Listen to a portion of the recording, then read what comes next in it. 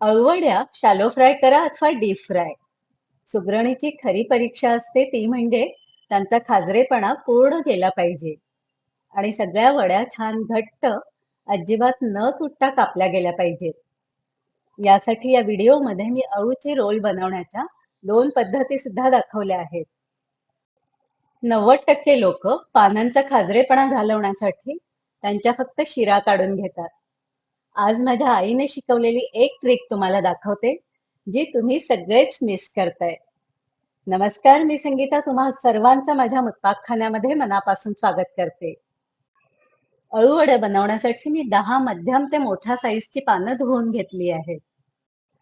अळूवड्यांसाठी जी पानं घेतात ती अशी काळसर जांभळ्या दांड्यांची आणि शिरांची असतात.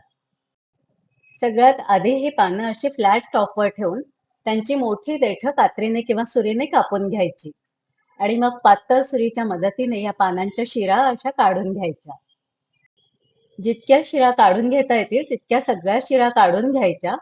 शिरा काढल्याने पानांचा खाजरेपणा कमी होतो, पण तो पूर्ण जातोच असं नाही. तर सगळ्या पानांच्या आधी शिरा काढून घ्यायच्या. जितक्या मोठ्या मोठ्या शिरा तुम्हाला दिसतायत तितक्या सगळ्या आपल्याला सुरीच्या मदतीने काढून घ्यायच्या आहेत. ज्या बारीक बारीक शिरा आहेत त्या फार खाजऱ्या नसतात. शिवाय सगळ्या मोठ्या मोठ्या शिरा काढून घेतल्या की अळूवड्यांचे रोलही चांगले घट्ट वळता येतात. सगळ्या पानांच्या शिरा काढून झाल्यात. तुम्ही बघू शकताय, छान प्लेन अशी ही पानं मी करून घेतली आहेत. बारीक शिरा मात्र अजूनही पानांना आहे. आता पानांचा खाजरेपणा पूर्णपणे घालवण्यासाठी माझ्या आईने शिकवलेली ही एक ट्रिक मी तुम्हाला दाखवते. परातीत किंवा मोठ्या पसरट भांड्यामध्ये चमचाभर मीठ घालायचं आणि त्यावरती कोमटपेक्षा थोडं जास्त गरम पाणी, म्हणजे हाताला हलका चटका लागेल इतपत गरम पाणी घालायचं. पसरट भांड असल्याने पाणी लवकर थंडही होऊन जातं. पानं बुडतील इतकं पाणी घालून या पाण्यामध्ये 2 टेबलस्पून चिंचेचा कोळ किंवा व्हिनेगर घालून घ्यायचं आणि सगळी पानं या पाण्यामध्ये अशी बुडवायची की शिरा काढून घेतलेल्या भागाला हे पाणी जास्तीत जास्त लागेल. 20 ते 25 मिनिटांसाठी ही पानं आपल्याला अशी बुडवून ठेवायची आहे. म्हणजे पानांचा जोही खाजरेपणा असेल तो अगदी पूर्णपणे निघून जातो. पानं भिजताय तोपर्यंत मिक्सरच्या भांड्यात आपण 1 इंच आलं, 6-7 लसूण पाकळ्या, 4-5 हिरव्या मिरच्या, अगदी थोडं पाणी घालून बारीक वाटण करून घ्यायचं. तुम्ही तुमच्या अंदाजाने मिरच्या कमी अधिक करू शकता. छान बारीक असं वाटण वाटून झालंय, हे मी आता एका वाटीमध्ये काढून घेते. आता अळूवडीसाठीचं बेसन भिजवून घ्यायचंय. तर मी 10 पानांसाठी 2 कप बेसन घेतलंय. तुम्ही हवं असेल तर यामध्ये 2 चमचे तांदळाचं पीठही घालू शकता. आता यामध्ये चवीप्रमाणे मीठ घालायचं, 1 टेबलस्पून धणे पावडर, 1 टेबलस्पून जिरे पावडर, अर्धा ते 1 टीस्पून गरम मसाला, लाल तिखट 1 टीस्पून किंवा तुमच्या अंदाजाने. याशिवाय पाव चमचा हळद आणि अर्धा टीस्पून हिंग घालायचा. सगळं छान मिक्स करून घ्यायचं आणि त्यामध्ये आलं लसूण मिरचीचं वाटण घालायचं. लिंबा एवढा चिंचेचा कोळ घालायचा आणि 2 ते 3 टेबलस्पून गूळ घालायचा. माझ्याकडे तयार चिंचगुळाची पेस्ट होती, मी तीच घातलेली आहे. पिठामध्ये चिंचगूळ थोडी जास्त घातली तर वड्या छान आंबट गोड बनून तयार होतात. मिक्सरचं भांड धुवून ते पाणी सुद्धा या पिठामध्ये मी घालून घेते. आता लागेल तसं पाणी घालून घट्टसर हे पीठ आपल्याला भिजवून घ्यायचं आहे. पिठामध्ये थोडं थोडं पाणी घालायचं म्हणजे ते एकदम पातळ होत नाही. पीठ जर पातळ झालं ना तर मग पानांवरती ते राहत नाही आणि खूपच घट्ट झालं तर पानांना लावता पण येत नाही. हे बघा, या कन्सिस्टन्सीचं आपलं पीठ असायला हवंय. म्हणजे पीठ खाली पडत असताना असं हळूहळू खाली पडलं पाहिजे. 10 मिनिटांसाठी हे पीठ आता आपल्याला असंच सेट होऊ द्यायचंय. 10 मिनिटांनी बघा, हे पीठ छान मुरलंय आणि एकजीव झालंय. आता पाण्यामध्ये भिजवलेली पानं सुद्धा बाहेर काढून घेऊयात. पानांची अशी टोकं टोकं एका बाजूला पकडायची आणि सगळी पानं सारखी लावून घ्यायची. त्यानंतर हाताने अशी पानं पकडून हलके हलके झटकून घ्यायची. अशा स्वच्छ सुती कापडाने किंवा टॉवेलने ही पानं टिपून घ्यायची आणि मग त्याला आपल्याला आता बेसन लावायचंय. तुम्हाला वाटलं तर या पानांवरती तुम्ही लाटणं फिरवून घेऊ शकता. पण ही पानं आधीच पाण्यामध्ये छान सॉफ्ट झाली आहे, त्यामुळे यावर लाटणंही फिरवायची गरज राहत नाही. आता बेसन लावताना एक मोठं पान असं आधी खाली ठेवून घ्यायचं आणि त्यावरती हातावरती असं बेसन घेऊन ते फर्मली सगळीकडे नीट लावून घ्यायचं. फार पातळ नाही आणि फार दाटही नाही, असं आपल्याला सगळं पान भरून हे बेसन लावून घ्यायचंय. बेसन लावताना ते असं शिरांच्या बाजूने लावायचं, म्हणजे ते अगदी परफेक्ट लागतं. आता या पानावरती अजून एक पान आपल्याला ठेवून घ्यायचंय. तर आधीच्या पाना एवढंच मला हे पान मिळालंय, तेही पान मी या पानावरती ठेवून घेते. पान ठेवताना त्याची टोकं अशी उलट बाजूने ठेवून घ्यायची आणि ते पान चांगलं दाबून घ्यायचं. पानं अशी उलट-पुलट ठेवल्याने काय होतं, की सगळ्या जाड शिरा ज्या असतात, त्या रोल वळताना एका बाजूला येत नाहीत. त्यामुळे सगळ्या रोलमध्ये पानांच्या शिरा सुद्धा एकसारख्या येतात. या दुसऱ्याही पानाला मी अगदी आधीच्या पानासारखंच बेसन सगळीकडे नीट लावून घेते. अजून एक तिसरं पान या बेसन लावलेल्या पानांवरती मी ठेवून घेते. अगदी आधीच्या पानासारखंच हे सुद्धा पान ठेवून यालाही बेसन लावून घ्यायचं. इथे मी 3 पानांचा रोल बनवते. तुम्ही तुमच्या आवडीप्रमाणे 3 ते 4 पानांचा रोल बनवू शकता. पानं अशी ठेवून झालीत, की त्याच्या साइडच्या कडा दुमडून घ्यायच्या. दोन्ही बाजूने कडा दुमडून अशा दाबून घ्यायच्या आणि आता याला पुन्हा एकदा थोडंसं बेसन लावून घ्यायचं आपल्याला. खालची टोकांची ही बाजू फोल्ड करून तिथेही थोडं बेसन लावून घ्यायचं. म्हणजे आपला रोल छान घट्ट वळला जातो. आता अगदी सुरुवातीपासूनच छान घट्ट असा हा रोल वळायला सुरुवात करायची. रोल वळत असताना त्यामध्ये अजिबात पोकळी राहणार नाही याची काळजी घ्यायची.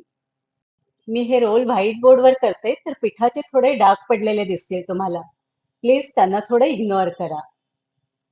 हा रोल असा घट्ट वळत वळत तुम्ही शेवटपर्यंत कंटिन्यू करू शकता किंवा वरून असा एक फोल्ड घालायचा आणि मग हा रोल पूर्ण करून घ्यायचा. छान घट्ट असा रोल बनून तयार झालाय. आता दोन्ही हाताने हा रोल असा गोल गोल फिरवून घ्यायचा. म्हणजे अगदी परफेक्ट रोल बनून आपला तयार होतो. आता तुम्हाला दुसऱ्याही पद्धतीने रोल बनवायला दाखवते. त्यासाठी आधीसारखंच सगळ्या पानांना मी पीठ लावून घेतलंय. आता या पानांना खालून एक असा फोल्ड घालायचा आणि वरून एक फोल्ड घालायचा. फोल्डच्या वरही आपल्याला बेसन लावून घ्यायचंय आणि छान असा घट्ट हा रोल वळून घ्यायचा. मी तुम्हाला रोल बनवायच्या 2 पद्धती सांगितल्या. आता कमेंटमध्ये तुम्ही मला सांगा, की तुम्हाला कुठली पद्धत आवडली आहे ते. हा सुद्धा रोल वळून झाला, की हातांमध्ये त्यालाही गोल-गोल फिरवून घ्यायचं. बघा झालाय ना हा सुद्धा परफेक्ट रोल बनून तयार. मी असे 3 रोल बनवून तयार करून घेतले. आता हे रोल आपल्याला वाफवून घ्यायचे आहेत. त्याकरता स्टीमरमध्ये मी पाणी गरम करायला ठेवलंय आणि स्टीमरच्या जाळीला तेल लावून घेतलंय. तुम्ही स्टीमर नसेल तर कढईमध्ये स्टँड ठेवून त्यावरती एक चाळणी ठेवून घ्या आणि त्यात हे रोल वाफवून घ्या. तयार केलेले रोल आता या चाळणीवरती वाफवायला ठेवून देऊया. किंचित सुटे-सुटे असे 3ही रोल मी या चाळणीमध्ये ठेवून घेते. आता झाकण ठेवून 15 ते 20 मिनिटांसाठी फुल गॅसवरती हे रोल आपल्याला वाफवून घ्यायचे आहेत. 20 मिनिटांनी झाकण काढून सुरी किंवा टूथपिकच्या मदतीने तुम्ही एखाद्या रोलला चेक करून बघा. सुरी क्लीन निघाली आहे म्हणजे आपले रोल परफेक्ट शिजले. आता गॅसची फ्लेम बंद करून टाकायची आणि ही चाळणी कढईमधून बाहेर काढून घ्यायची. रोलची वाफ गेली की चाळणीमध्येच ते असे थोडे सुटे करून घ्यायचे आणि आता पूर्ण गार होऊ द्यायचे. रोल असे थोडे सुटे करून घेतले की वाफेने जो भाग ओला झालेला असतो तोही थोडा सुकून जातो. आता अगदी पूर्ण गार झाल्यावरच या वड्या आपल्याला कापून घ्यायच्या आहेत. तुम्हाला हव्या तशा जाड बारीक वड्या तुम्ही कापून घेऊ शकता. आणि बघा किती घट्ट अशी ही वडी तयार झाली आहे.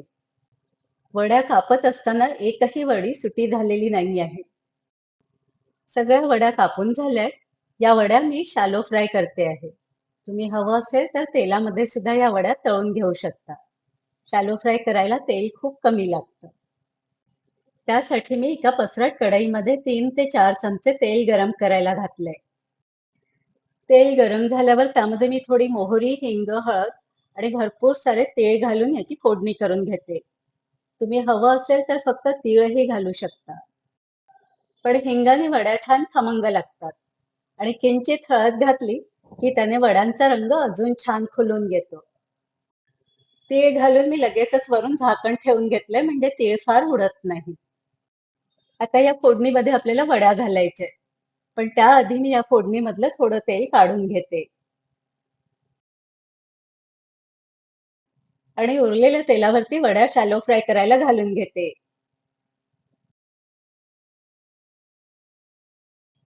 सगळ्या वड्या अशा कढईमध्ये फ्राय करायला घातल्या की आपण काढून घेतलेलं जे तिळाचं तेल होतं ते थोडं थोडं तिळाचं तेल आपल्याला वरून घालायचंय. म्हणजे वड्यांना दोन्ही बाजूंनी फोडणी सारखी लागते. आता अगदी मंद ते मध्यम आचेवरती या वड्या दोन्ही बाजूंनी छान कुरकुरीत होईपर्यंत भाजून घ्यायच्या आहेत. तुम्ही बघू शकताय वड्यांचा रंग छान सोनेरी झालाय आणि त्या छान कुरकुरीत पण दिसतायत. वड्या भाजून झाल्या की त्यावर तुम्ही हवं तर कोथिंबीर आणि खोबरं घालू शकता किंवा तुम्ही स्किप पण करू शकता. मस्त खमंग खरपूस अळूवड्या बनून तयार झाल्याय. तुम्हाला माझी रेसिपी कशी वाटली ते मला नक्की सांगा. वड्या खाल्ल्यावर घशात टोचू नये म्हणून माझ्या आईची ट्रिक तुम्हाला आवडली का तेही मला नक्की सांगा. या वड्यांवर मी अजून थोडी बारीक चिरलेली कोथिंबीर आणि खोबरं घालून गार्निश करून घेते. रेसिपी आवडली असेल तर व्हिडिओला लाईक आणि शेअर करा आणि माझ्या चॅनलवर नवीन असाल तर प्लीज सबस्क्राईब करायला विसरू नका. पुन्हा भेटूया एका छानशा रेसिपीमध्ये. तोपर्यंत हेल्दी खा आणि हेल्दी राहा. धन्यवाद.